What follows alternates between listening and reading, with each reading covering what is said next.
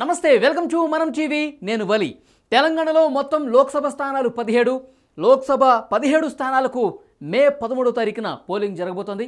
ముఖ్యంగా ఈ 17 లోక్సభ స్థానాల్లో ఏ పార్టీ గెలవబోతుంది, ఏ పార్టీ నుంచి ఏ అభ్యర్థికి విజయ అవకాశాలు ఉన్నాయి, మనం టీవీ ప్రజాభిప్రాయ సేకరణ తీసుకుంది. మనం టీవీ చేసినటువంటి సర్వేల్లో లోక్సభ 17 నియోజకవర్గాలకు సంబంధించి ఎక్కువ స్థానాలు ఏ పార్టీ గెలుచుకోబోతుందో మీకు చెప్పే ప్రయత్నం చేస్తాను. మనం టీవీ సర్వేలో వచ్చినటువంటి ఫలితాలను మనం టీవీ మీ ముందు ఈరోజు ఉంచబోతుంది. ముఖ్యంగా ఆయా నియోజకవర్గాల్లో ఏ పార్టీ నుంచి ఎవరు పోటీ చేస్తున్నారో ముందు మీకు చూపించే ప్రయత్నం చేస్తాను. తర్వాత ఏ పార్టీ అభ్యర్థి అక్కడ గెలవబోతున్నారో కూడా చెప్పే ప్రయత్నం చేస్తాను. మనం టీవీ ఎక్స్క్లూజివ్గా మార్చి 10 నుంచి ఏప్రిల్ 10 వరకు తెలంగాణ వ్యాప్తంగా ఈ 17 పార్లమెంట్ నియోజకవర్గాల్లో చేసినటువంటి సర్వేకి సంబంధించిన ఫలితాలు ఇప్పుడు మీ ముందు ఉంచే ప్రయత్నం చేస్తాను. ముందుగా ఆయా పార్టీల తరఫున అభ్యర్థులు ఎవరు పోటీ చేస్తున్నారో మీకు ముందుగా చూపించే ప్రయత్నం చేస్తాను. ఇక్కడ లోక్సభ నియోజకవర్గాలు, అభ్యర్థులు, వాళ్ళు పోటీ చేసే పార్టీకి సంబంధించి పేర్లు ఇక్కడ ఉన్నాయి. ఆదిలాబాద్ నుంచి కాంగ్రెస్ నుంచి ఆత్రం సుగుణ, బీజేపీ నుంచి గడ్డం నగేష్, బీఆర్ఎస్ నుంచి ఆత్రం సక్కు పోటీ చేస్తున్నారు. పెద్దపల్లి నుంచి గడ్డం వంశీ పోటీ చేస్తున్నారు. బీజేపీ నుంచి గోమాస శ్రీనివాస్, బీఆర్ఎస్ నుంచి కోపులేశ్వర్ పోటీ చేస్తున్నారు. కరీంనగర్ నుంచి ఇంకా కాంగ్రెస్ అభ్యర్థి ప్రకటించలేదు. బీజేపీ నుంచి బండి సంజయ్, బీఆర్ఎస్ నుంచి బోయినపల్లి వినోద్ కుమార్. ఇక నిజామాబాద్ నియోజకవర్గం నుంచి జీవన్ రెడ్డి, కాంగ్రెస్ పార్టీ సీనియర్ నాయకులు, ఆయన పోటీ చేస్తున్నారు. బీజేపీ నుంచి ధర్మపురి అరవింద్, ప్రస్తుతం సిట్టింగ్ ఎంపీ అయిన. తర్వాత బీఆర్ఎస్ నుంచి బాజిరెడ్డి గోవర్ధన్ పోటీ చేస్తున్నారు. జహీరాబాద్ నుంచి సురేష్ షెట్కర్, ఎస్టీ నియోజకవర్గం ఇది. తర్వాత బీజేపీ నుంచి బీబీ పాటిల్ పోటీ చేస్తున్నారు. బీఆర్ఎస్ నుంచి గాలి అనిల్ కుమార్ పోటీ చేస్తున్నారు. మెదక్ నుంచి నీలం మధు, కాంగ్రెస్ పార్టీ నుంచి. బీజేపీ నుంచి రఘునందన్ రావు, బీఆర్ఎస్ నుంచి వెంకటరామరెడ్డి పోటీ చేస్తున్నారు. ఇక మల్కాజ్గిరి నుంచి పట్నం సునీత మహేందర్ రెడ్డి పోటీ చేస్తున్నారు. బీజేపీ నుంచి సీనియర్ నాయకులు ఈటల రాజేంద్ర పోటీ చేస్తున్నారు. బీఆర్ఎస్ నుంచి రాగిడి లక్ష్మారెడ్డి పోటీ చేస్తున్నారు. ఇక సికింద్రాబాద్ నుంచి దానం నాగేందర్, ఆయన బీఆర్ఎస్ ఎమ్మెల్యే, ఖైరతాబాద్ ఎమ్మెల్యే. ఆయన ఇటీవల కాంగ్రెస్ పార్టీలో జాయిన్ అయ్యి సికింద్రాబాద్ ఎంపీ అభ్యర్థిగా ప్రస్తుతం ఆయన పోటీ చేస్తున్నారు, దానం నాగేందర్. ఇక బీజేపీ నుంచి ప్రస్తుతం సిట్టింగ్ ఎంపీగా ఉన్నటువంటి కిషన్ రెడ్డి గారు మళ్ళీ అక్కడ పోటీ చేస్తున్నారు సికింద్రాబాద్ నుంచి. ఇక బీఆర్ఎస్ నుంచి పద్మారావు గౌడ్ పోటీ చేస్తున్నారు ఎంపీ అభ్యర్థిగా. ఇక హైదరాబాద్ విషయానికి వస్తే హైదరాబాద్లో కాంగ్రెస్ ఇంకా అక్కడ అభ్యర్థిని ప్రకటించలేదు. బీజేపీ నుంచి మాధవి లత, మనం చూసాం మొన్న శోభాయాత్ర సందర్భంగా కూడా హల్చల్ చేశారు మాధవి లత. ప్రస్తుతం ఒక tough competition Madhavi Latha BJP నుంచి ఇస్తున్నారు. యాక్చువల్గా గత ఎన్నికలు చూసుకుంటే కనుక అసదుద్దీన్ ఓవైసీకి పెద్ద కాంపిటీషన్ ఇచ్చిన పరిస్థితి లేదు. కానీ ఈసారి బీజేపీ ఫోకస్ పెట్టింది. మాధవి లత గారు ఉధృతంగా ప్రచారం చేస్తున్నారు. అసద్కి మంచి కాంపిటీషన్ ఇస్తున్నటువంటి పరిస్థితి అక్కడ కనిపిస్తుంది. మాధవి లత పోటీ చేస్తున్నారు. ఇక బీఆర్ఎస్ నుంచి గడ్డం శ్రీనివాస్ యాదవ్ పోటీ చేస్తున్నారు. మరికొన్ని నియోజకవర్గాలు చూద్దాం. ఇక్కడ చేవెళ్ళ నియోజకవర్గం నుంచి కాంగ్రెస్ నుంచి రంజిత్ రెడ్డి పోటీ చేస్తున్నారు. ఆయన బీఆర్ఎస్ ఎంపీ. యాక్చువల్గా ఇప్పుడు ఆయన కాంగ్రెస్ పార్టీలోకి జాయిన్ అయ్యి కాంగ్రెస్ టికెట్ మీద ఈసారి ఎంపీగా పోటీ చేస్తున్నారు. బీజేపీ నుంచి కొండా విశ్వేశ్వర రెడ్డి, బీఆర్ఎస్ నుంచి కాసాని జ్ఞానేశ్వర్. యాక్చువల్గా టీడీపీ నుంచి ఆయన బీఆర్ఎస్లోకి వచ్చిన విషయం కూడా మనకు తెలిసింది. మహబూబ్ నగర్ నుంచి వంశీ చంద్రెడ్డి, కాంగ్రెస్ పార్టీ తన ఎంపీ అభ్యర్థుల లిస్టుకు సంబంధించి సీఎం రేవంత్ రెడ్డి గారు మొట్టమొదటిగా అనౌన్స్ చేసిన పేరు వంశీ చంద్రెడ్డి. మహబూబ్ నగర్ నుంచి ఆయన పోటీ చేస్తున్నారు. బీజేపీ నుంచి డీకే అరుణ, బీజేపీ ఉపాధ్యక్షురాలుగా ఉన్నారు డీకే అరుణ. బీజేపీ ఎంపీ అభ్యర్థిగా మహబూబ్ నగర్ నుంచి వారు పోటీ చేస్తున్నారు. బీఆర్ఎస్ నుంచి మన్నే శ్రీనివాసరెడ్డి పోటీ చేస్తున్నారు. ఇక నాగర్ కర్నూలు నుంచి మల్లు రవి, సీనియర్ నాయకులు పోటీ చేస్తున్నారు. బీజేపీ నుంచి పి భరత్ పోటీ చేస్తున్నారు. బీఆర్ఎస్ నుంచి ఆర్ఎస్ ప్రవీణ్ కుమార్, ఆయన బీఎస్పీ రాష్ట్ర అధ్యక్షులుగా ఉన్నారు. ఆయన బీఎస్పీ నుంచి కేసీఆర్ గారు కలిసి బీఆర్ఎస్ కండువా కప్పుకున్నారు. నాగర్ కర్నూలు నుంచి ఏసీ నియోజకవర్గం ఆర్ఎస్ ప్రవీణ్ కుమార్ గారు బీఆర్ఎస్ నుంచి పోటీ చేస్తున్నారు. ఇక నల్గొండ నియోజకవర్గం నుంచి రఘువీర్ రెడ్డి, జానారెడ్డి కుమారుడైన రఘువీర్ రెడ్డి ఆయన పోటీ చేస్తున్నారు నల్గొండ ఎంపీ అభ్యర్థిగా కాంగ్రెస్ నుంచి. సైదిరెడ్డి బీజేపీ నుంచి పోటీ చేస్తున్నారు. సైదిరెడ్డి బీఆర్ఎస్ నాయకులు, ఆయన ఇటీవల భారతీయ జనతా పార్టీలో జాయిన్ అయ్యారు. సైదిరెడ్డి ఎంపీ అభ్యర్థిగా బీజేపీ నుంచి పోటీ చేస్తున్నారు. ఇక బీఆర్ఎస్ నుంచి కంచర్ల కృష్ణారెడ్డి పోటీ చేస్తున్నారు. ఇక భువనగిరి పార్లమెంట్ స్థానం నుంచి చామల కిరణ్ కుమార్ రెడ్డి కాంగ్రెస్ పార్టీ తరఫున పోటీ చేస్తున్నారు. బీజేపీ నుంచి బూర నరసయ్య గౌడ్ పోటీ చేస్తున్నారు. బీఆర్ఎస్ నుంచి క్యామ మల్లేష్ పోటీ చేస్తున్నారు. వరంగల్ నుంచి కడియం కావ్య, యాక్చువల్గా కడియం శ్రీహరి బీఆర్ఎస్ ఎమ్మెల్యేగా గెలుపొందారు. ఆయన ఇటీవలే కాంగ్రెస్ పార్టీలో జాయిన్ అయ్యారు.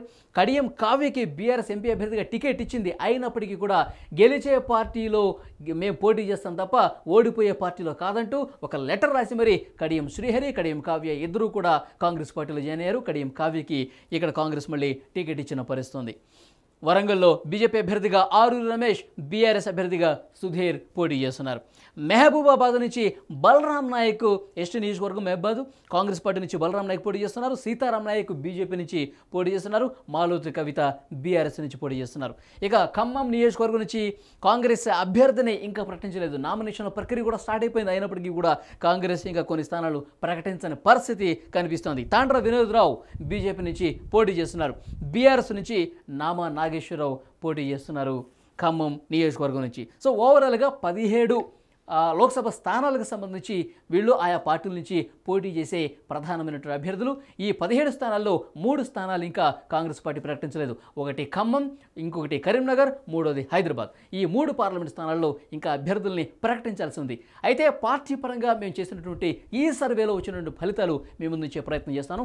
ఏ పార్టీగా అక్కడ గెలుపు అవకాశాలని, ప్రజలు ఏ అభ్యర్థి వైపు ఎక్కువగా ఉన్నారో ఇక్కడ మీకు చూపించే ప్రయత్నం చేస్తున్నాను. ఆదిలాబాద్ నుంచి కాంగ్రెస్ పార్టీ అభ్యర్థి గెలవబోతుంది. ఆత్రం సుగుణకి అక్కడ విజయ అవకాశాలు ఉన్నాయి. ఇక పెద్దపల్లి నియోజకవర్గం నుంచి గడ్డం వంశీ, చెన్నూరు ఎమ్మెల్యే గడ్డం వివేక్ ఎవరైతే ఉన్నారో వారి కుమారుడు గడ్డం వంశీ, ఆయనకి గెలుపు అవకాశాలు స్పష్టంగా కనిపిస్తున్నాయి. కాంగ్రెస్ పార్టీ పెద్దపల్లిలో గెలవబోతుంది. ఇక కరీంనగర్ నుంచి బండి సంజయ్ ప్రస్తుతం సిట్టింగ్ ఎంపీగా ఉన్నారు. బీజేపీ నుంచి మళ్ళీ పోటీ చేస్తున్నారు. బండి సంజయ్ మళ్ళీ ఒకసారి గెలిచే అవకాశం చాలా స్పష్టంగా కనిపిస్తుంది. బీజేపీ నుంచి బండి సంజయ్ గెలవబోతున్నారు కరీంనగర్ స్థానం నుంచి. ఇక నిజామాబాద్ నుంచి మళ్ళీ బీజేపీ గెలవబోతుంది. ధర్మపురి అరవింద్ అక్కడ ఎంపీగా ఉన్నారు, సిట్టింగ్ ఎంపీగా మళ్ళీ ఆయన పోటీ చేస్తున్నారు. మళ్ళీ ఆయనకే విజయ అవకాశాలు ఎక్కువగా ఉన్నాయి. బీజేపీ గెలుస్తోంది నిజామాబాద్లో. ఇక జహీరాబాద్ పార్లమెంట్ స్థానం నుంచి సురేష్ షెట్కర్ కాంగ్రెస్ అభ్యర్థిగా పోటీ చేస్తున్నారు. ఆయన గెలిచే అవకాశం కనిపిస్తోంది. జహీరాబాద్ నుంచి కాంగ్రెస్ గెలవబోతుంది. ఇక మెదక్ నుంచి బీఆర్ఎస్ అభ్యర్థి గెలవబోతున్నారు వెంకట్రామరెడ్డి. ఆయన మాజీ ఐఏఎస్, ఇటు బీఆర్ఎస్ పార్టీలో జాయిన్ అయ్యారు. ఎంపీగా ప్రస్తుతం పోటీ చేస్తున్నారు. వెంకట్రామరెడ్డి గెలిచే అవకాశాలు బీఆర్ఎస్కి చాలా స్పష్టంగా కనిపిస్తోంది మెదక్ పార్లమెంట్ స్థానంలో. ఇక మల్కాజ్గిరిలో పరిస్థితి ఏంటంటే సీనియర్ నాయకులు ఈటెల రాజేందర్ గెలిచే అవకాశం చాలా స్పష్టంగా కనిపిస్తుంది. మనం టీవీ చేసినటువంటి సర్వేలో బీజేపీ అభ్యర్థిగా ఉన్న ఈటెల రాజేందర్ గెలవబోతున్నారు మల్కాజ్గిరి నుంచి. ఎవరైతే అసెంబ్లీలో ఓడిపోయారో వాళ్ళు మల్కాజ్గిరిలో పోటీ చేసి ఎంపీ స్థానానికి పోటీ చేసినప్పుడు గెలిచే అవకాశాలు చాలా స్పష్టంగా గతంలో కూడా కనిపించినాయి. అదే సెంటిమెంట్ ఇక్కడ వర్కౌట్ అయినట్టు కనిపిస్తుంది. ఒకసారి కొడంగల్ నుంచి రేవంత్ రెడ్డి గారు అక్కడ పోటీ చేసి ఓడిపోయిన తర్వాత మల్కాజ్గిరిలోనే పోటీ చేశారు, గెలిచారు. ఆ తర్వాత అంబర్పేటలో కిషన్ రెడ్డి గారు ఓడిపోతే సికింద్రాబాద్ నుంచి ఎంపీగా పోటీ చేసి గెలిచారు. ఇక్కడ కూడా ఈటెల రాజేందర్, అందరూ సీనియర్ నాయకులే. ఇక్కడ కూడా ఈటెల రాజేందర్ ఆయన హుజూరాబాద్లో పోటీ చేసి ఓడిపోయిన తర్వాత మల్కాజ్గిరిలో పోటీ చేస్తున్నారు. ఇక్కడ ఈయన కూడా విజయ అవకాశాలు ఉన్నట్టుగా మనం టీవీ చేసిన సర్వేలో చాలా స్పష్టంగా అర్థమైంది. గతంలో చూసాం మల్కాజ్గిరి సెగ్మెంట్లో ప్రధాని మోదీ గారు వచ్చి అక్కడ ర్యాలీ చేసిన పరిస్థితి. సో బీజేపీకి కొంత సానుకూల వాతావరణం ఉంది. ఈటెల రాజేందర్కి కొంత సీనియర్ నాయకుడు కాబట్టి ఆయన పట్ల ప్రజలు కొంత సానుకూలంగా ఉన్నట్టుగా మాకు అర్థమైంది. సో ఈటెల రాజేందర్ గెలిచే అవకాశం స్పష్టంగా ఉన్నట్టు కనిపిస్తుంది. ఇక సికింద్రాబాద్ నుంచి భారతీయ జనతా పార్టీ రాష్ట్ర అధ్యక్షులు కిషన్ రెడ్డి ఉన్నారు, కేంద్ర మంత్రి. ఆయన మళ్ళీ పోటీ చేస్తున్నారు. అక్కడ కిషన్ రెడ్డి గెలిచే అవకాశం 100కి 100% ఉన్నట్టుగా మనం టీవీ సర్వేలో తేలింది. ఇక హైదరాబాద్ స్థానం నుంచి ఎంఐఎం అభ్యర్థిగా ఉన్న అసదుద్దీన్ ఓవైసీకే విజయ అవకాశాలు ఉన్నట్టుగా చాలా స్పష్టమైన సమాచారం కనిపిస్తుంది. మాధవీలత బీజేపీ క్యాండిడేట్, ఆమె ఉధృతంగా ప్రచారం చేస్తుంది. గట్టి పోటీ ఇస్తున్నప్పటికీ కూడా కొద్దిపాటి ఎడ్జ్లో అసదుద్దీన్ ఓవైసీ గెలుపొందే అవకాశం మనం టీవీ సర్వేలో తేలింది. యాక్చువల్గా బీజేపీ క్యాండిడేట్గా ఎప్పుడైతే మాధవీలత పేరు ప్రకటించారో ఆమె ఎప్పుడో ఉధృతంగా ప్రచారం చేస్తూ ఉన్నారు. సో మొన్న జరిగిన శోభాయాత్రలో కూడా ఆమె ప్రచారానికి మంచి స్పందన లభించింది. ఓల్డ్ సిటీలో ముఖ్యంగా శోభాయాత్ర సందర్భంగా ఆమె పలికినటువంటి హావభావాలు కావచ్చు, వీటన్నిటికీ మంచి స్పందన బీజేపీ శ్రేణుల నుంచి కనిపించింది. దాంతోపాటు ఆప్కి అదాలత్ ఎపిసోడ్ ఏదైతే ఉందో దానికి ఆమె పార్టిసిపేట్ చేసిన విధానం కావచ్చు, అక్కడ చేసినటువంటి ప్రసంగానికి సంబంధించి ప్రధాని మోదీ కూడా అప్రిషియేట్ చేసిన పరిస్థితి. అయినప్పటికీ కూడా అసదుద్దీన్ ఓవైసీకి అక్కడ ఎడ్జ్ కనిపించింది.